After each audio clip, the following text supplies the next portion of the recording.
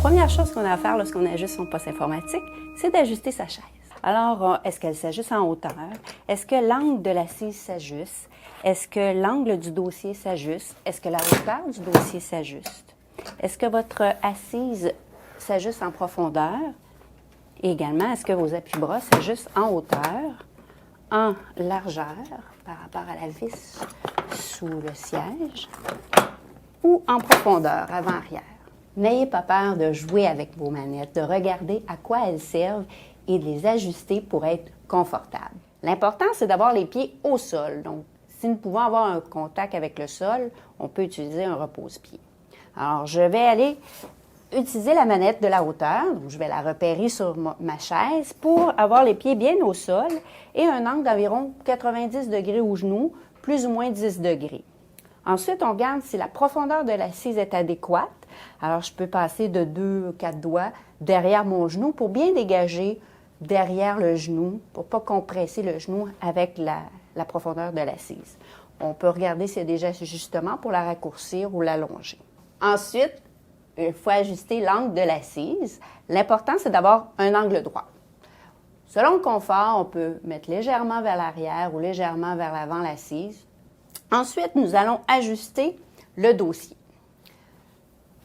Lorsque nous sommes en position debout, notre dos a une courbe lombaire naturelle.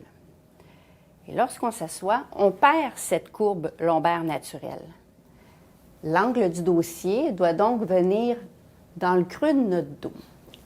Une fois votre chaise ajustée, c'est la seule manette que vous pouvez utiliser, c'est la manette de l'ajustement du dossier. Nous pouvons travailler droit. Lorsqu'on fatigue dans cette position droite, nous pouvons légèrement pencher vers l'arrière, travailler dans un angle d'environ 10 degrés vers l'arrière.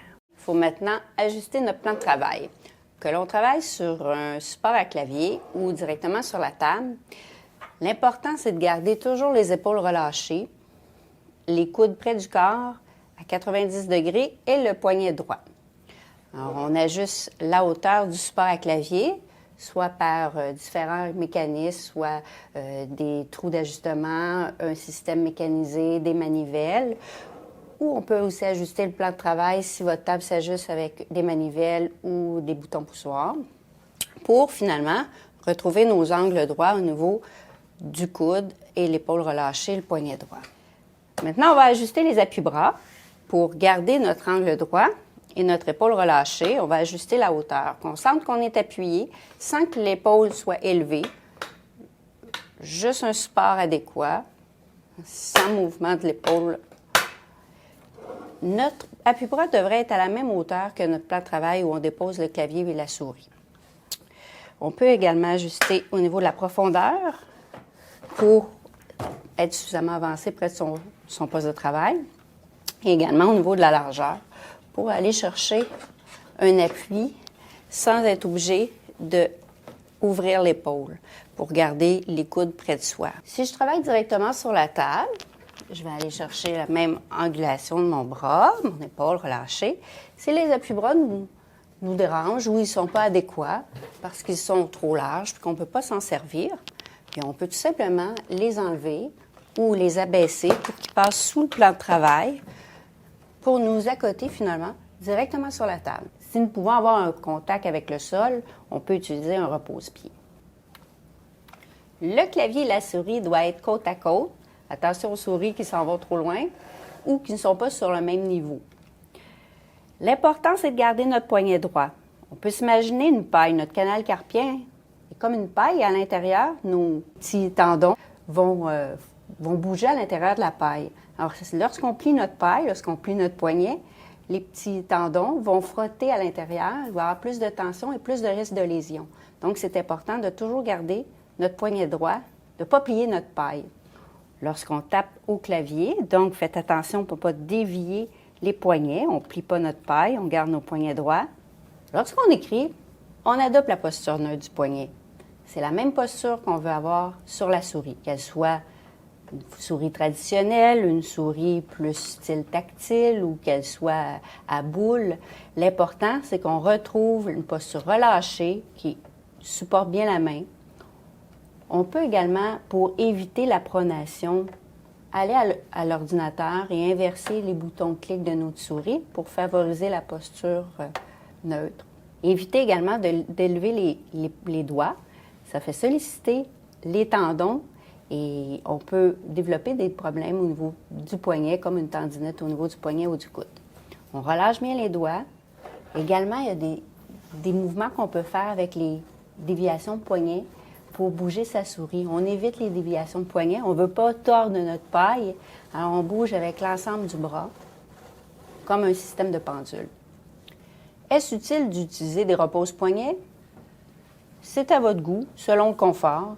L'important, c'est qu'il ne faut pas que le repose-poignet soit trop prononcé pour entraîner une compression au niveau du poignet. Une fois notre clavier centré, la position de notre main peut ne plus être dans l'axe naturel du corps, soit collée près de soi. Un plus petit clavier pourrait alors être plus adéquat pour avoir la souris dans l'axe près de notre corps. L'ajustement de notre écran doit être aligné avec notre ligne de regard pour ne pas observer l'écran trop bas ni trop haut en levant le menton. On veut garder notre ligne de regard alignée avec la barre de défilement de notre écran pour conserver notre tête droite dans le prolongement de la colonne. Toutefois, si vous portez des verres à foyer progressif, votre ligne de regard ne sera pas pareille. Vous devez donc ajuster la hauteur de votre écran en fonction de votre ligne de vision dans vos verres.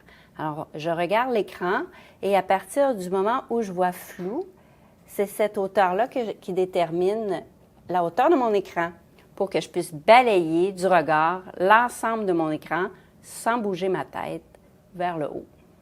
La distance de l'écran doit être une longueur de bras, plus ou moins une main, indépendamment qu'on porte des verres ou non. Si vous travaillez avec deux écrans, afin d'éviter la toupie et de solliciter votre cou, on va privilégier de garder un écran centré et le deuxième sur le côté, qu'on consulte comme un porte-document. Si on regarde longtemps un document, on le fait glisser sur l'écran principal. Le travail avec un portable engendre un conflit, soit que la position des bras va être adéquate et non la position du cou, ou la position du cou va être adéquate et pas celle des bras. Donc, on a un choix à faire, soit qu'on rehausse la hauteur de notre écran et qu'on utilise un clavier et une souris externe, ou qu'on utilise directement notre clavier et qu'on branche sur un écran externe. En ce qui a trait au plan de travail, il est préférable de le mettre du côté de la main dominante pour éviter les torsions du tronc. Ainsi, on a facilement accès à notre plan de travail simplement en pivotant notre chaise. L'important, c'est de placer près de soi ce qu'on utilise fréquemment. Clavier, souris, téléphone, un porte-document. Même si on a la meilleure posture, ça va engendrer de la fatigue à long terme. On recommande de prendre une pause active environ à chaque heure, quelques minutes. Je vous suggère quelques exercices qui activent les régions les plus sollicitées au poste à écran. On peut étirer le tronc vers le haut. On maintient environ 15 secondes et on relâche. On peut reprendre 2 à 3 fois chaque exercice. On peut tirer vers le haut et légèrement incliner vers le côté pour aller chercher le côté du tronc et de l'autre côté. Vers l'avant pour étirer la région du haut du dos et du cou et la cage thoracique, pectoraux en étirant vers l'arrière. Pour les avant-bras, on descend le poignet, on maintient 15 secondes et la même chose vers le haut. On peut également étirer les épaules à droite et à gauche. On peut faire les mêmes exercices assis sur sa chaise et on peut combiner aussi avec des exercices au niveau des jambes pour activer la circulation sanguine au niveau du bas des jambes. Pour étirer le cou, on va chercher la main derrière le dos et on penche légèrement la tête du côté opposé. Et on laisse étirer de 10 à 15 secondes. La même chose de l'autre côté.